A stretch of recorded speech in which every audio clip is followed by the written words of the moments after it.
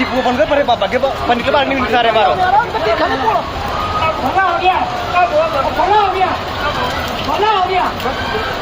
बच गए भला हो गया